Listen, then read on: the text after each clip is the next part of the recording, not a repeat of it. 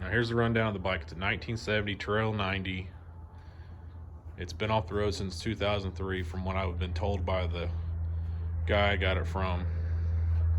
Said he was riding around one day, it started leaking fuel, so he just parked it. Other than the gas tank being discolored, everything else looks in great shape. The muffler's not rusted. There's some pitting, but there's no rust holes at all in it. Well, so far, we'll see once I get it started, but right now everything from the outside looks like it's good. So what I'm gonna do is I'm just gonna go through what I do on these bikes. Like I said, I've been messing with these little Honda engines for a while, and I just enjoy working on them, so I'm gonna go through the steps of getting it running, just basic things that I do and look for. And first glance, like I said, I've already checked. The engine does turn over. Feels like it has compression, so that's why I think it's going to be a good candidate to get it running fairly easy. But that's my plan. I'm just going to take y'all through the steps of what I do, what I look for, and things like that. So, all right, I'll get started.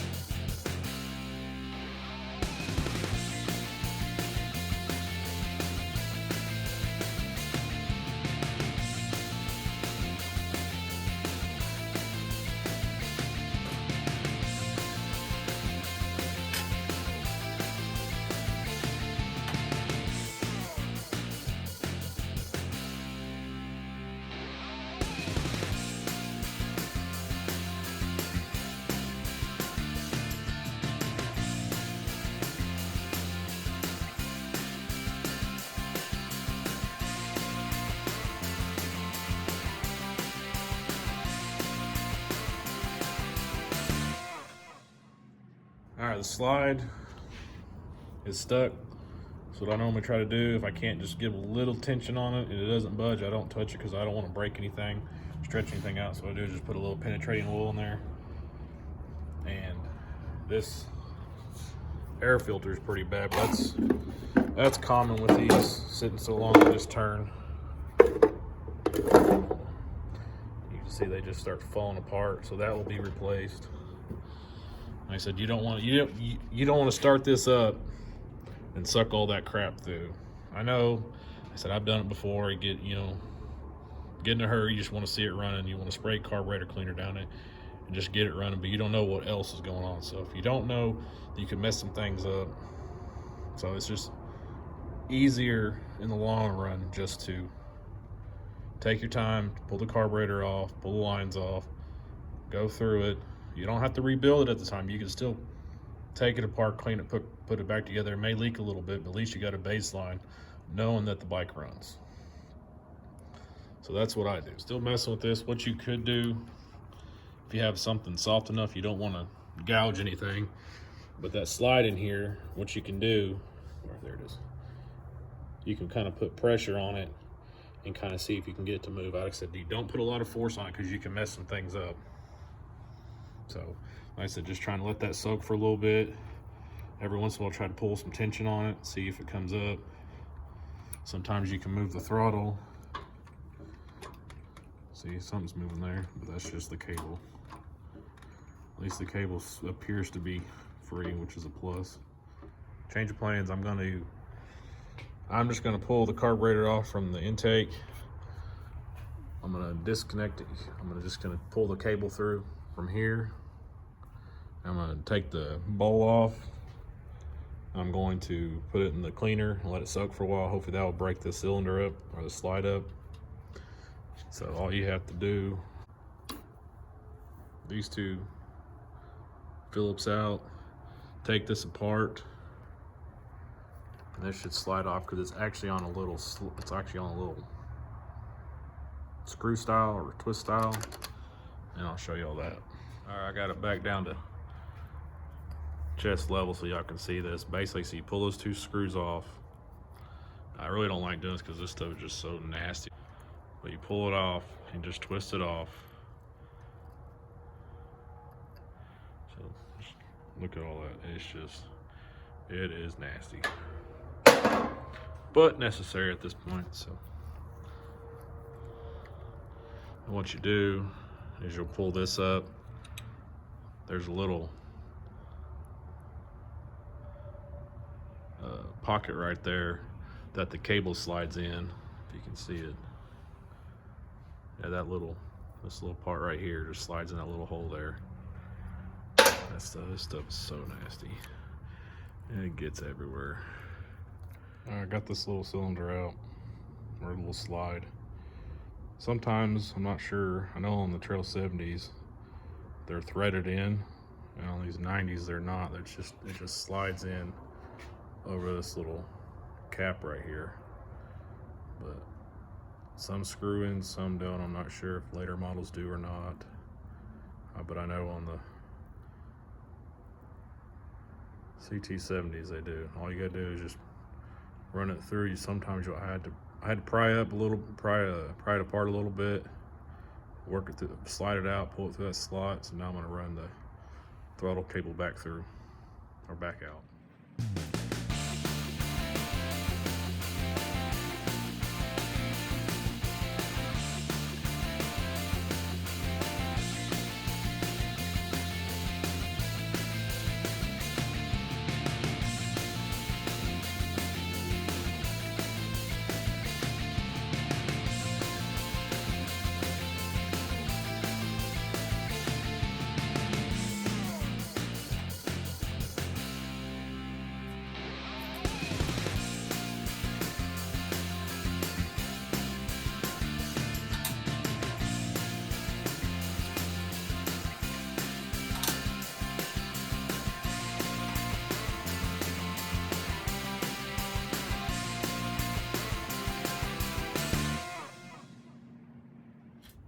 All right, then we'll get the carburetor off. Like I said, just take your time pulling that through, working with that throttle assembly. It's just some nasty stuff. I hate doing it, but I was eventually gonna have to do it anyways. So I'm just gonna take the bowl off, take a lot of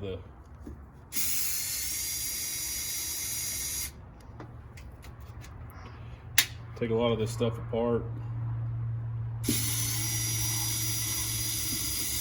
I forgot to say, usually when I take something off like that down tube cover, these carburetors, I like to keep the bolts and washers back on it just so I don't lose them, because I got a ton of different projects sometimes going on at once, so I don't want to lose anything. Usually just a light tap. Usually they come off easy, but also usually this light comes out a lot easier too. Now, when you're using something like this, you don't want to hammer too hard, because this is aluminum and it will start to dent. It's got more weight to it, so I try to do on these corners here. They're a little more forgiving. There you go. That's all it is. Like I said, it's just the weight. This is so light you can't even tell. But actually, it's not as bad as I thought. Definitely had fuel in it before we turned it off. But yeah, this varnish right here, that's why I couldn't get in it. And what I'm going to try to do before I put it in the cleaner, I'm going to take this cap off, and I'm going to try to heat this varnish up, because I couldn't.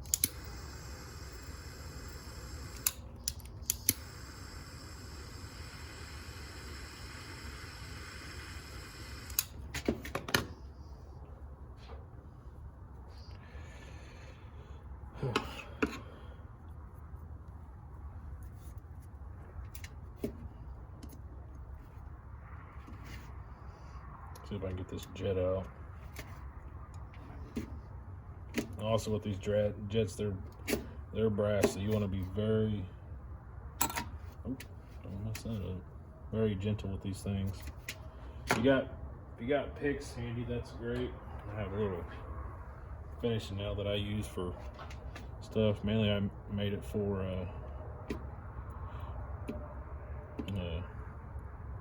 wire connections, so I'm able to get that those pins out. I'm just trying to clean up that surface where I can get the jet out, and hopefully I can get better access to it and see what I'm working with. That was fine. It didn't have a lot of fuel in it, but so it's put too much torque on it, you can definitely, oh look at that, you can definitely booger this up, and once you kind of start stripping it out, you're gonna have to use some vice grips or something to get it out. And at that point, it's still usable, but it's not ideal because you're not able to tighten as good as you would want. If y'all can see that, but it's pretty gummed up in there. So I'm gonna try to spray some oil in there. Y'all can use whatever oil you want, WD-40, PB Blash, whatever, but I found that this Seafoam Deep Creep works amazing.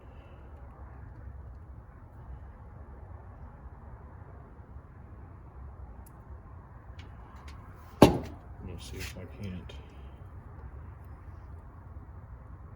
Nope, not going. Put a little pressure on it so you don't want to do a lot. Man, this thing is fighting me every way.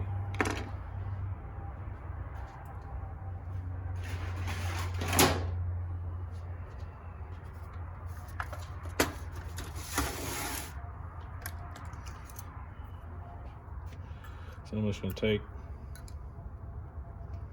to take all this stuff off. That gasket don't come off, I'm not really going to force it. I'm not going to try to mess with it before anything else, but I'm definitely going to get this float out.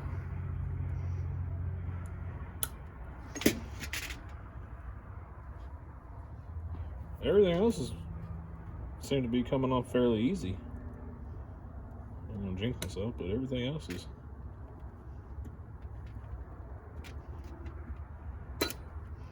coming off fairly easy.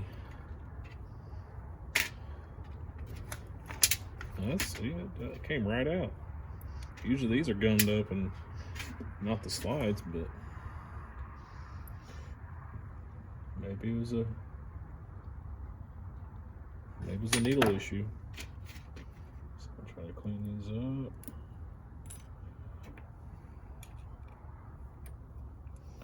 Coming out fairly easy.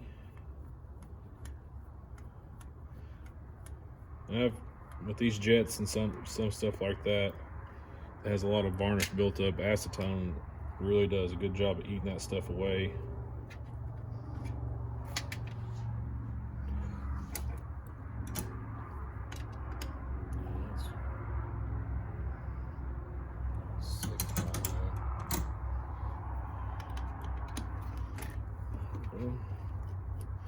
So I'm just going to take it apart pretty much all the way, and hopefully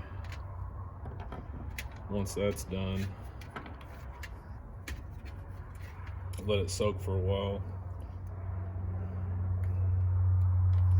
Man, that's bad.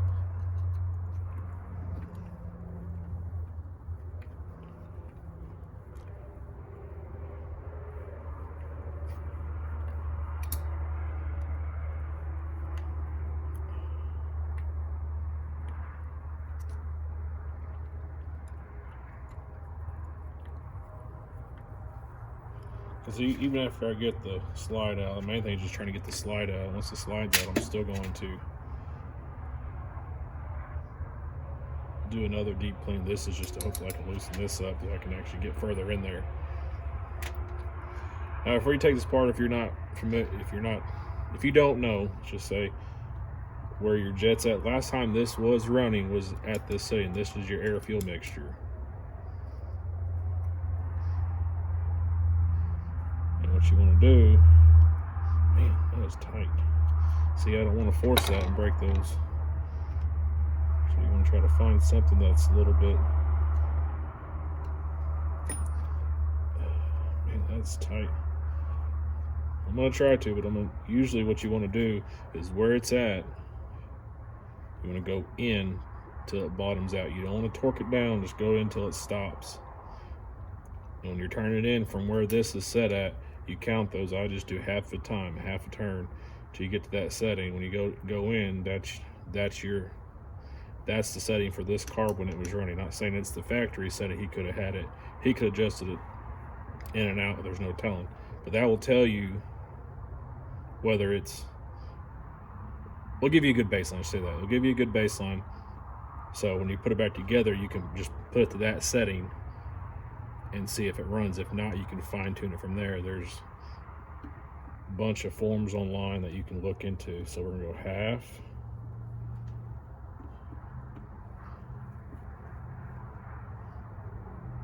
See, that's just, you can see there's still plenty to go. But what we're gonna do, I'm just gonna pull it out and then I'll go through the. I have a little book there. It's a little cheap book that has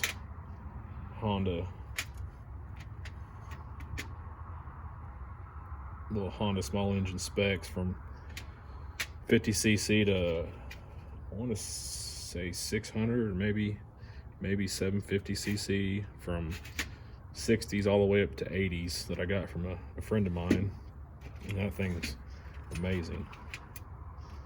I'm gonna pull this out, this little cotter pin there, and this right here takes a 12.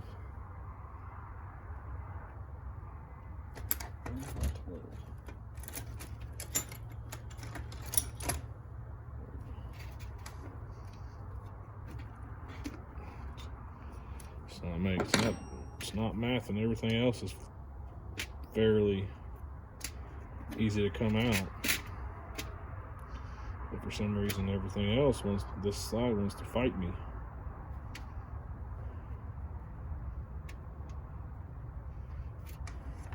So, okay. Somebody's been in here. I don't remember. That ain't a factory. Somebody didn't have a gasket.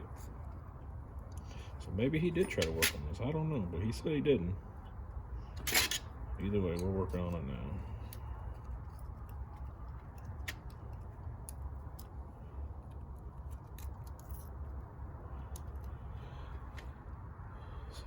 I'm gonna try to use this gasket. You shouldn't, but just I'm gonna get it back together, test everything, fire it up. The bowl's going to leak. That's just going to happen. But this is just to give me an idea of actually what's going on, how well it's running, because it can still run well with the leaky carb. It's just not safe. So I won't run it for long. I just want to make sure that the carburetor is in good shape, not anything's worn out, like the jets, the needle. I'm going to try to reuse that needle, try to resurface it, relap it. It don't look too bad. Usually there's a ridge or a line, which there is a little bit. I'm not sure y'all can probably see that, but there's a little line there. And sometimes you can get some, I've used a Q-tip sometimes to get in there or polish it up. That way where it's a clean surface, where there's no varnish or anything built up. And then you can run that in there too and run it back and forth and make you a good seal, kind of like lapping valves on an engine. So, try one more time.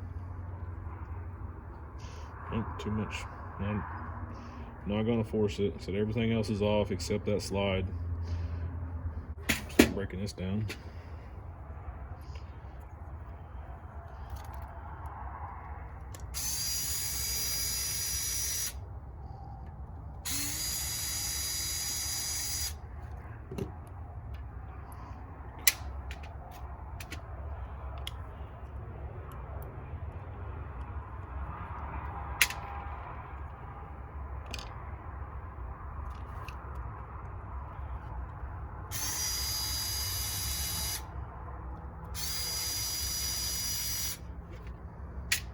And this right here, this part right here is where it comes in through your fuel lines, across here, feeds in here, and then it dumps into the bowl here.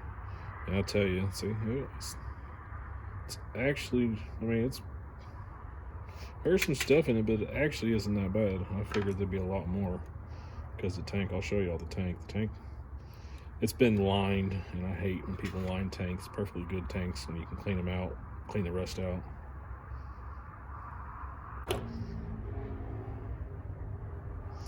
All right, I'm gonna get this in the parts cleaner. I'll let y'all know what happens when I get it out. All right, well, I didn't get it on video, so I've been fighting with this thing. I've never had this much trouble with one. Versus, but I was able to use penetrating oil, little heat. I did heat on the slide, both front and back. I did it on through where the jet goes in and on the side over here. And I was able to just put a little bit of pressure with a flat blade here, or flat screwdriver. I was able to get it out. And the carburetor's still a little warm, so I didn't want to get too hot, but it's still not too hot to touch. But yeah, you can see that how it's all gummed up around here, and with just a little bit of heat. This wasn't too bad. If this was the only issue, it would have came out fairly easy. But since it was all gummed up on the slide there, like I said, you see when you add heat to it, it just kind of starts to break apart. So I know I said I was going to reuse the original bowl gasket. I'm not doing that. I know better than that. It's, like I said, I told y'all, do it right the first time. You don't have to do it again. So that's what we're going to do. And I'll show you a little trick I use. I got some cheap Chinese carburetors I bought off Amazon and eBay that turned out don't work. Bought them for bikes just to get them running because they didn't come with carburetors. And I still keep them because honestly, you buy one of these original, they're pretty pricey nowadays, but you can get a knockoff one, and then say you have this one and it's missing some pieces. Now the jets and stuff, I'm not 100% sure. I don't think they'll interchange. They might, but they might be, the jet size might be off, so so they usually won't work. Sometimes they will, but what I'm going to do is I'll show you. I was like, I have cheap carburetors. It's a brand new carburetor. I put it on another bike I had, didn't work, kept it around. There's no sense in returning it. Ain't worth the time. And the bowl gasket's the same. The choke or the altitude plunger, all that's the same. Your idle, I think, is pretty close, but your air fuel is different. It's a different taper, if I'm correct. But like I said, I'm just going to get it, clean it up now. I'm going to try to get, I think, really glue that on there. Now here's the cheap Chinese one I was telling you all about. Like I said, I knew better than to buy one, but I didn't have a used 90 carburetor, so I was just guessing, or I'm guessing, but hoping this would work. And it said a lot of these little screws too, all these little bowl screws and these screws, all this stuff for the most part will interchange. And try to do a modification here, because on the factory ones, they come out the side here, whereas when I bought it, it came out the bottom. And on these 90s, there's not enough clearance between the bowl, the carburetor, and the engine. So what I did is I pulled this out, tapped it, screwed this in, put it in there. I drilled a hole through the same passageway. This way it's the way I can run it. So like I said, I'm gonna take the bowl gasket off. So that was, yeah, that kind of mush them down. But like I said, this is a carburetor I bought off, I think it was Amazon, I'm not sure, but perfectly good gasket. It said, if you need to, you can make these Chinese work. It takes a little time. Sometimes you have to rejet them. There's a lot more fine tuning. Sometimes you got to adjust the needle slide in or up or down, depends on how it's running. If it's not running, this one actually, remember, the Chinese one was actually, it would idle just fine with any kind of throttle. It just bog and die. And I tried and tried and tried and tried. It just didn't work. So So if you can, OEM's the way to go. They just run so much better. So, all right, start cleaning everything up. All right, took some time, but inside here there's an emulsion tube. And a lot of times you can go through this carburetor top to bottom, have everything clean, all your seats good, all your jets good, and it still doesn't run right. It's because this emulsion tube is clogged up. You can see how all that varnish just set in there. Now when you get these out, it's actually raised. It's actually raised inside there. When you look through it like this, you can see it. And usually they're fairly easy to come out because they're just held in by this little O-ring. But since this was pretty gummed up, I had to use some heat. Used a flat blade. Like I said, you got to be careful with these. These are brass. So I did, and I'll show you, I did booger it up a little bit, but I can fix that. And if not, I'll just buy another one. But what I did is I pushed it down until it's flush with the bottom of the carburetor. And then I would use the jet to push it back up, push it down, a little heat, a little penetrating, a little just back and forth till it finally gave in. And then I got it down enough to where I just applied the little bit of pressure, just not barely anything. I was able to find something fairly size. I wasn't forcing it because if you force it, you're going to split it and you're going to be forced to get another one. But all I did was did that. It goes through the bottom. Did that, tapped a little bit with the hand, came right out. This is usually a lot of people's problems, this little bitty O-ring. This could be clean. All these little holes could be great, but if this O-ring's bad, it can cause all kinds of issues. And you got these little bitty tiny holes on the side of this tube here.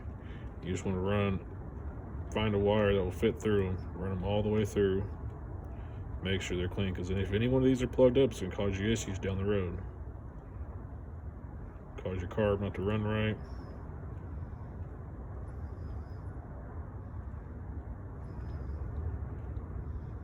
So that one's plugged up.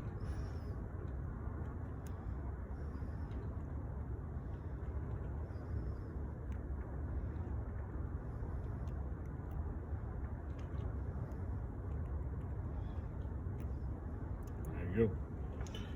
Stay.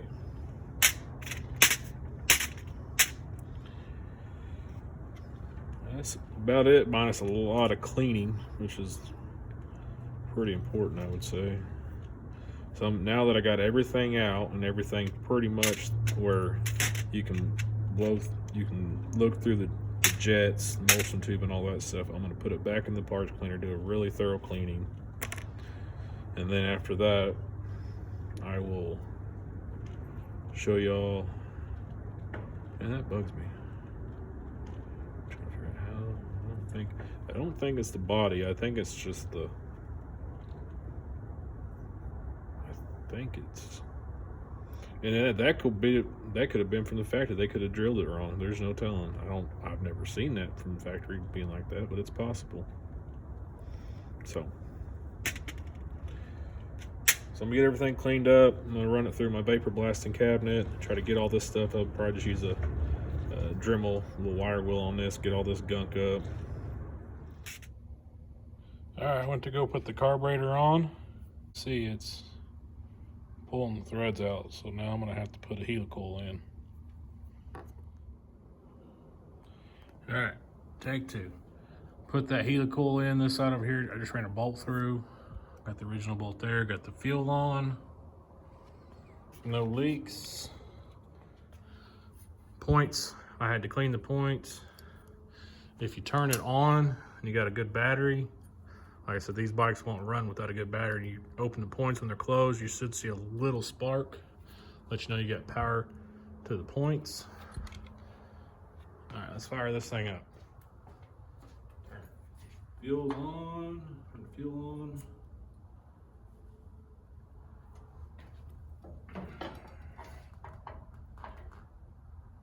Try choke.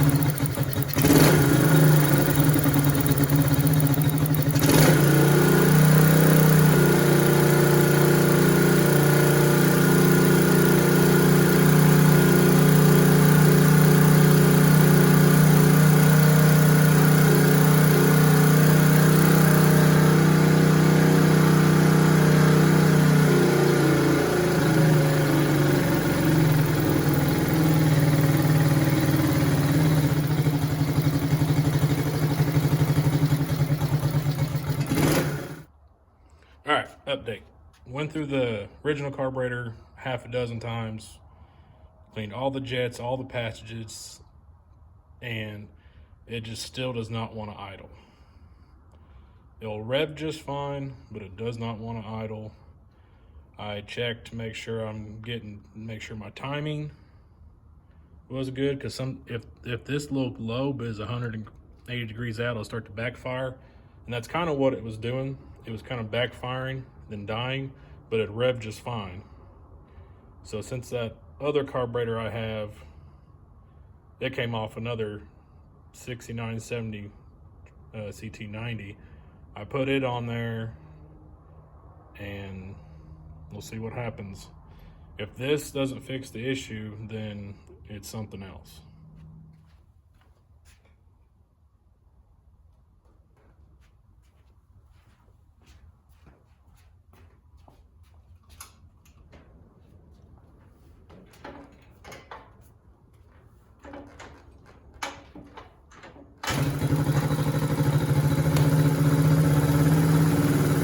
There it is.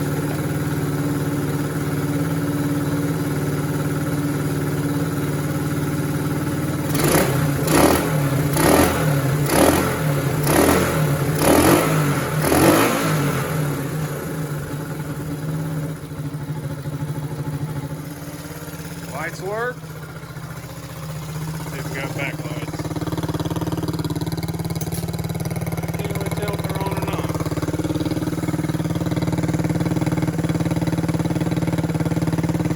Guess not.